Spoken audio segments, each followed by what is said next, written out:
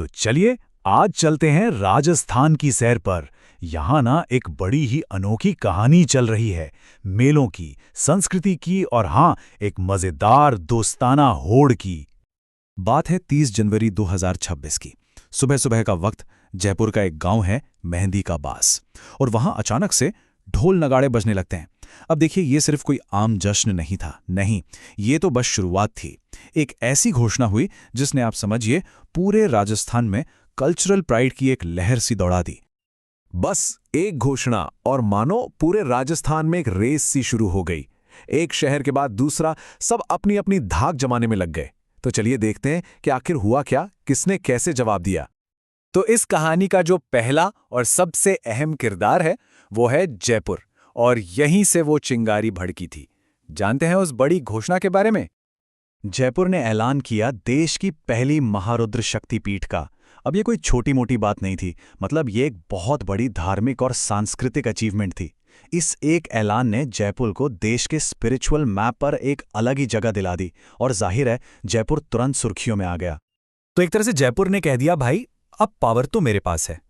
और बस यहीं से एक फ्रेंडली मुकाबले का स्टेज सेट हो गया। जयपुर ने कल्चरल लीडरशिप का अपना दावा ठोक दिया। अब जयपुर की इस घोषणा के बाद क्या हुआ?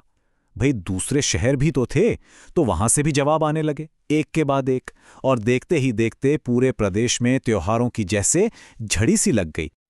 और सबसे पहले मैदान में कूदा जैसलमेर। वो भला इस होड़ में पीछे कैसे रह सकता था? तो जैसलमेर ने अपना तुरुप का इक्का निकाला, मशहूर डेजर्ट फेस्टिवल। तारीखें देखें, 30 जनवरी से 1 फरवरी। मतलब जयपुर की आध्यात्मिक घोषणा का जवाब दिया गया एक बिल्कुल वाइब्रेंट और रंगीन कल्चरल इवेंट से। आज तो डांस होगा वाला माहौल बना दिया। अभी ये चल ही रहा था कि नागौर भी पीछे नहीं रहा। वो भी आगे अपने प्रसिद्ध पशु मेले के साथ इस मुकाबले में।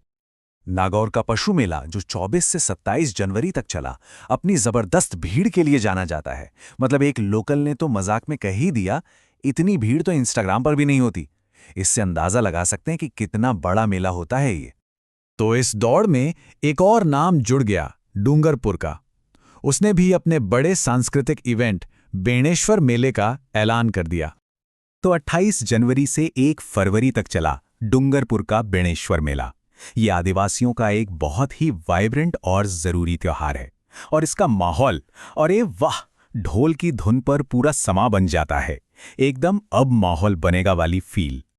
तो जरा इस टाइमलाइन पर एक नजर डालते हैं। सोचिए, राजस्थान के लिए वो हफ्ता कितना पैक था। नागौर, डूंगरपुर, जैसलमेर और तो और जयपुर में भी एक साथ इतने सारे त्योहार चल रहे थे। ये दिखाता है कि राज्य का कल्चरल कैलेंडर कितना रिच है। तो अब तक तो मेलों और त्योहारों की धूम थी, लेकिन अब कहानी में एक ट्विस्ट आता है, एक नया एंगल। और ये एंगल लेकर आता है उदयपुर। उदयपुर ने कहा, भाई हंसी मजाक और मेले अपनी जगह हैं, लेकिन पर्यावरण का क्या, अरावली को बचाने का क्या? तो उदयपुर ने एक बिल्कुल अलग, एक गंभीर मुद्दे पर सबका ध्यान खींचा। और हाँ, ये सिर्फ बातें नहीं थी। उदयपुर ने बाकायदा पर्यावरण संरक्षण और अरावली बचाओ पर चौथे इंटरनेशनल कॉन्फ्रेंस को होस्ट किया। इस एक कदम ने उदयपुर को सीरियस ग्लोबल डिस्कशन का सेंटर बना दिया। और इतना ही नहीं, उदयपुर में all India fire service sports meet भी हुई। उधर जयपुर ने अपने बर्ड फेस्टिवल के साथ नेचर को सेलिब्रेट किया। मतलब राजस्थान में कितनी तरह के इवेंट्स हो रहे थे, इसकी कोई सीमा ही नहीं। तो चलिए अब कहानी के ग्रैंड फिनाले की तरफ चलते हैं। इस पूरी रेस के आखिर में एंट्री होती है जोधपुर की। लेकिन जोधपुर कोई नया इवेंट लेकर नहीं आया, वो आया एक बहुत बड़ी अचीवमेंट के साथ। स्क्रीन पर ये जो नंबर है, 38 लाख, ये कोई छोटा मोटा आंकड़ा नहीं है। ये जोधपुर की एक बहुत बड़ी कामयाबी की कहानी कहता है। इसका मतलब ये है कि अकेले साल 2025 में 38 लाख से भी ज्यादा टूरिस्ट जोधपुर घूमने आए, और इसी शानदार रिकॉर्ड के लिए जोधपुर को कंप्लीट टूरिस्ट डेस्टिनेशन का ऑफिशियल सर्टिफिकेट दिया गया। और इस बड़ी जीत के बाद जोधपुर ने बस इतना कहा, थैंक यू टूरिस्ट्स।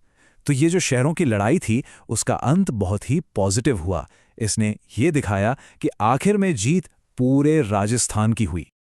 तो ये थी राजस्थान के मेलों, त्योहारों और इस दोस्ताना मुकाबले की कहानी। अब 2026 में जब इतने सारे ऑप्शंस हैं, तो सवाल बस एक ही है, ये यात्रा आखिर शुरू कहां से की जाए?